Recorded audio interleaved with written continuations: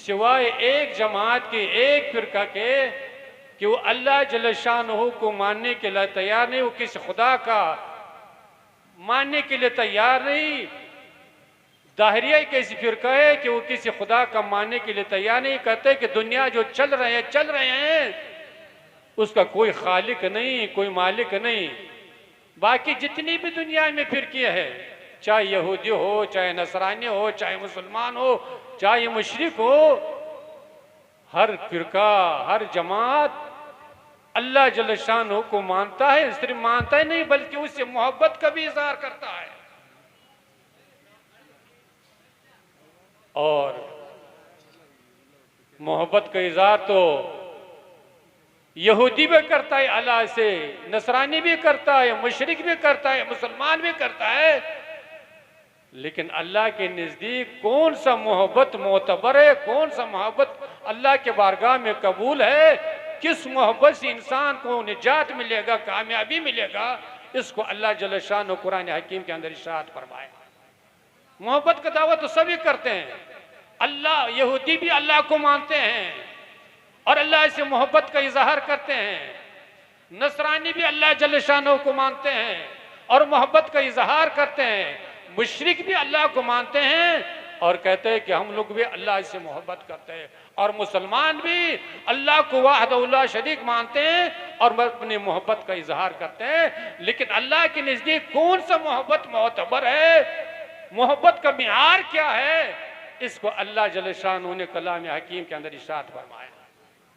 अल्लाह जल्ल शानहू इरशाद फरमाता है, कुल, ए महबूब, अपने मानने वालों से कह दीजिए, क्या इन कुंतुम तुहिब्बून अल्लाह फत्तबिऊनी, अगर तुम अल्लाह से मोहब्बत करना चाहते हो, अल्लाह को राजी करना चाहते हो, जन्नत चाहते हो, अल्लाह की रहमतों को चाहते हो, दुनिया व आखिरत की कामयाबी चाहते हो, तो क्या करना होगा, फत्तबिऊनी, मेरी इत्तिबा करो। सुभान अल्लाह।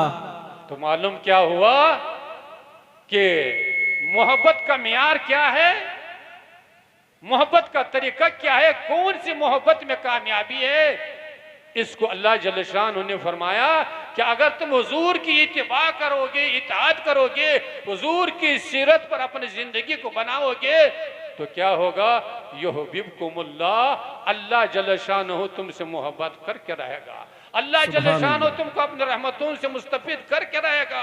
अल्लाह जल्ल शानहू तुमको दुनिया व आखिरत की कामयाबी दे करके रहेगा। तो मालूम हुआ कि मोहब्बत वही मोहब्बत मोतबर होगा जिसका म्यार अल्लाह जल्ल शानहू ने मुकर्रर किया है।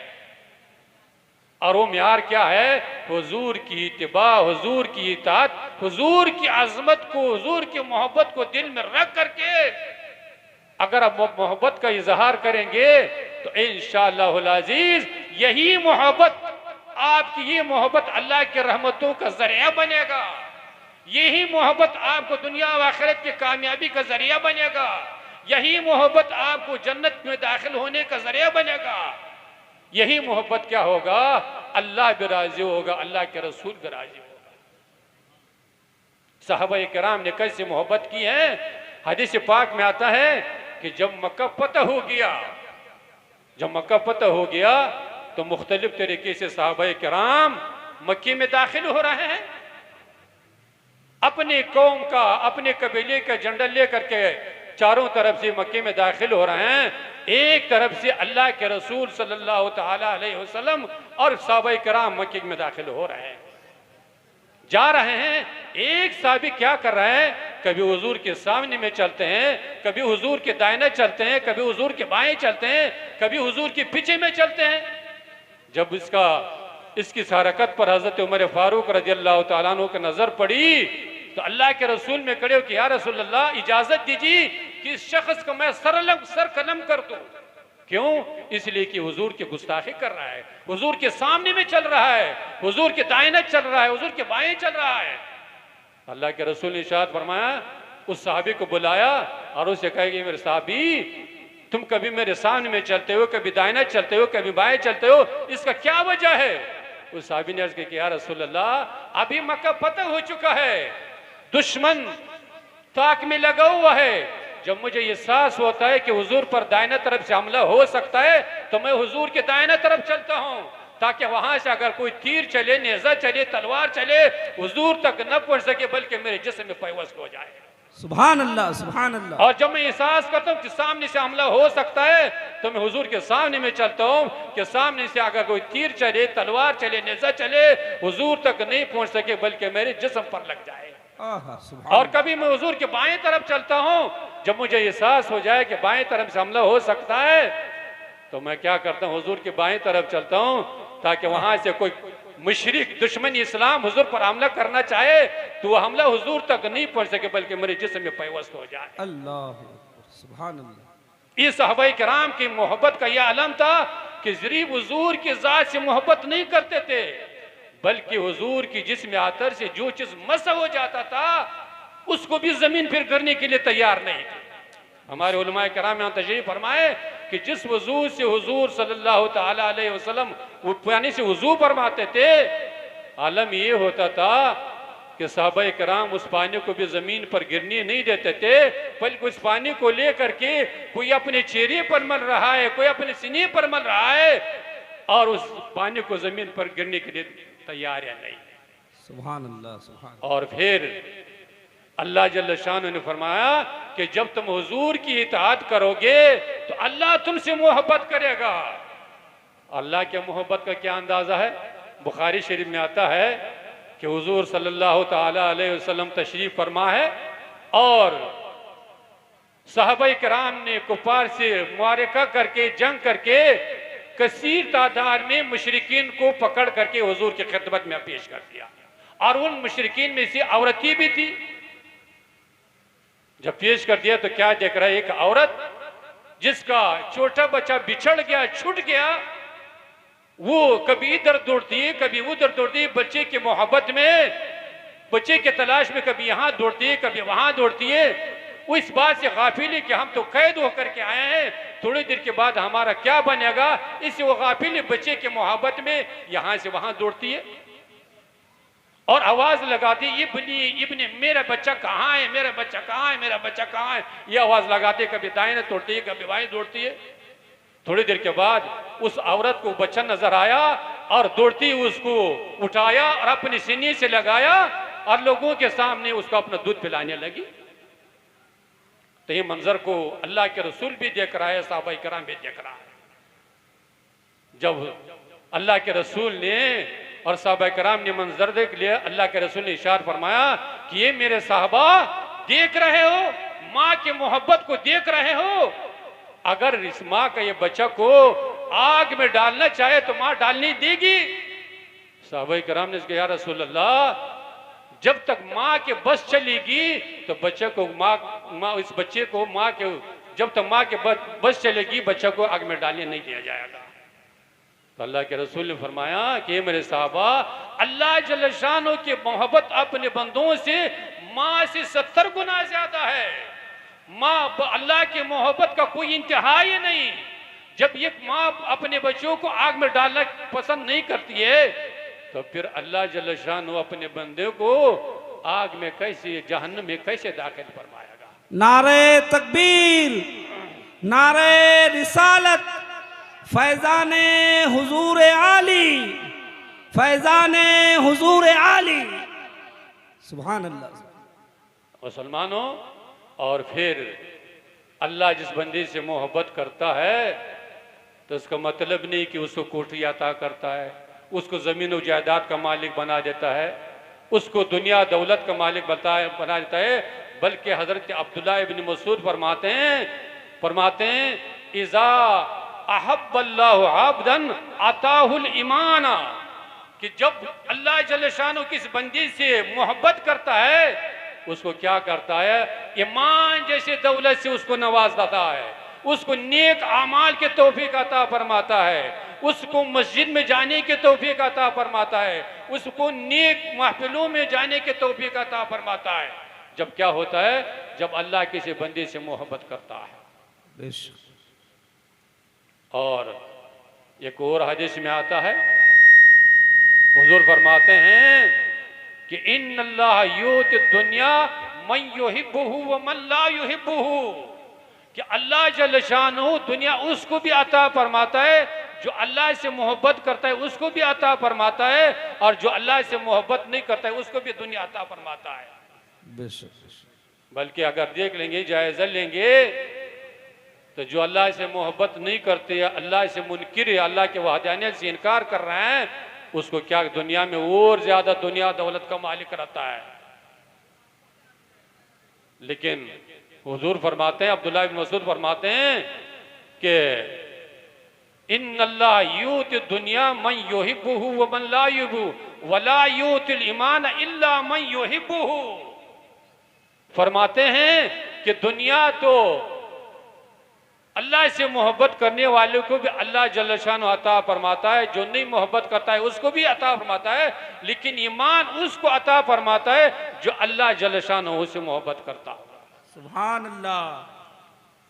तो मुसलमानों, हम लोग इस मौके पर बार रबीउल अव्वल शरीफ के मौके पर हुजूर की मोहब्बत में, उल्फत में जुलूस निकालते हैं, जलसे मुनक्किद करते हैं, झंडियों का इजहार करते हैं, खुशी का इजहार करते हैं। अगर ये मोहब्बत दिल से हो, सच्ची हो, अल्लाह और अल्लाह के रसूल की रजा के लिए हो, नीयत में इखलास हो, तो हमारा तो यकीन है, हर मुसलमान को यकीन होना चाहिए कि इंशाअल्लाह ये ज़ाया नहीं जाएगा, दुनिया में भी हमारे लिए कामरानी कामयाबी का जरिया बनेगा, और जब दुनिया से रुखसत हो जाएंगे तो इंशाअल्लाह कल बरोज़ माशर यही हमारे जन्नत का जाने का एक वसीला जरिया बनेगा इंशाअल्लाह। लेकिन शर्त यह है कि हम लोग क्या करें, इस जुलूस को शरीयत के मुताबिक, अल्लाह और अल्लाह के रसूल की अहकाम के मुताबिक निकाले, उसमें शरीक हो जाए और अपना शरीयत के मुताबिक खुशी का इजहार करेंगे, तो इंशाअल्लाह अज़ीज़ हमारा हर कदम अल्लाह के बारगाह में कबूल होगा, दुनिया में भी अजर मिलेगा, कल बरोज़ माशर भी इंशाअल्लाह अजर सवाब से मुस्तफीद होंगे इंशाअल्लाह। तो ये सालाना जलसा है यहाँ जो हर साल मुनक्किद किए जा रहे हैं, और फिर यहाँ पर हॉस्टल का भी, जैसे कि आप हजरात ने सुन ही लिया है कि यहाँ हॉस्टल गरीब नवाज हॉस्टल में तामीर हो रही है या होगी, और आप लोगों को ताउन का भी दावत दी गई है। लेकिन हमारे मुसलमान को तो नेक काम में खर्च करने का कोई जज्बा, कोई शौक है या नहीं? क्यों नहीं? इसलिए कि हमारे मुसलमान को तो आखिरत को कोई फिक्र ही नहीं। फिक्र है तो अपने मकान का फिक्र लेकर बैठा हुआ है, अपने कारोबार का फिक्र लेके बैठा हुआ है। अगर आखिरत का फिक्र होता तो यहाँ 100 रुपये के लिए आप लोगों को दावत दी गई है, तब भी बहुत मुश्किल कुछ आदमी आकर के 100 रुपये यहाँ पर दे दिया है। और अभी बाहर जाएंगे, उधर जो दुकान लगी हुए हैं, 1 मिनट में 10 मिनट में गुलगुला खाते हुए 100 रुपये तो खर्च कर जाएगा। और गरीब मेंबर के लिए इलेक्शन के लिए खड़ा हो गया तो फिर 1000 नहीं, 2000 नहीं, लाख नहीं, 2 लाख नहीं, बल्कि 15-20 लाख रुपए तो बगैर सोचे, बगैर कोई तकलीफ के उड़ाए देगा। और अगर फेल कर गया, जीत नहीं सका, तब भी वो मुंह लटका करके चला, उसको कोई एहसास नहीं, कोई परवाह नहीं। तो मुसलमानों, ये दीनी इदारे, ये मदरसे कोई मामूली मत समझिए। ये जो आपकी मस्जिद आबाद है, इन इदारों से आबाद है।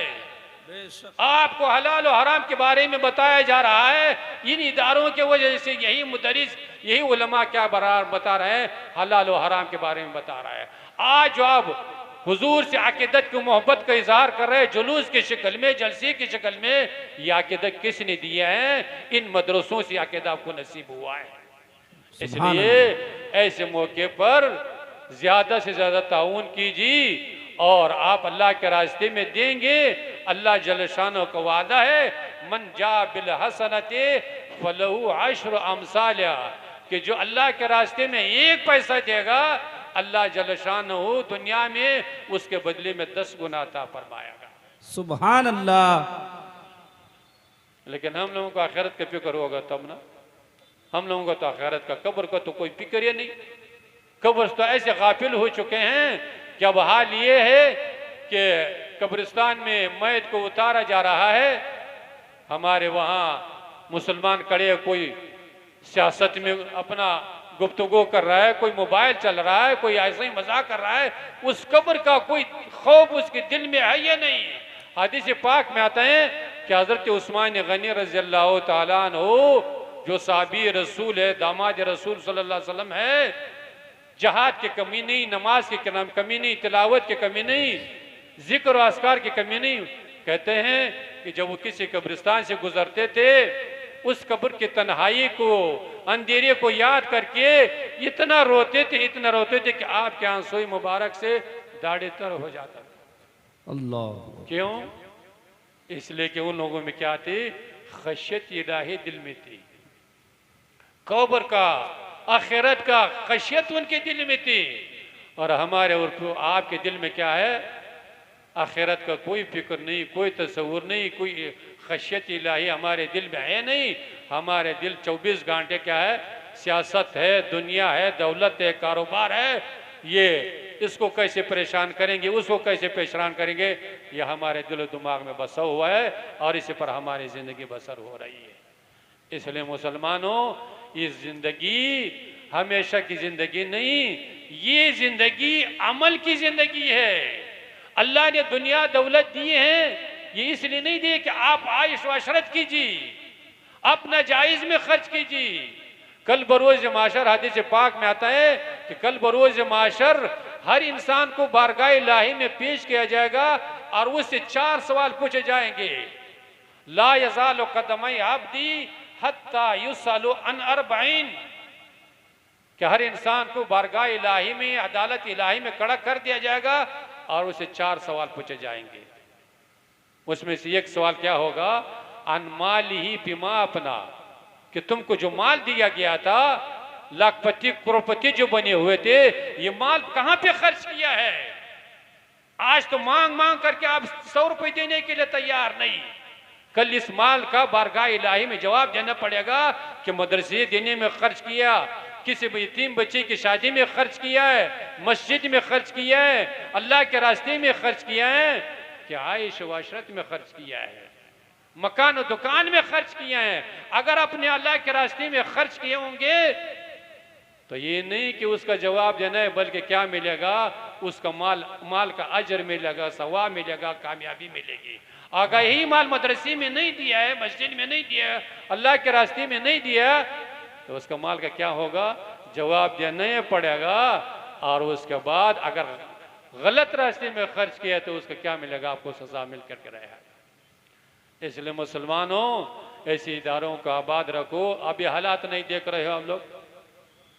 सबसे ज्यादा नजर इन मदरसों पर लगा हुआ है, इसलिए कि मदरसे जब नहीं होंगे तो आलिम नहीं होगा, हाफिज कुरान नहीं होगा, मुफ्ती नहीं होंगे, होंगे तो मुसलमान, लेकिन उसको हलाल और हराम का कोई तमीज़ नहीं होगा।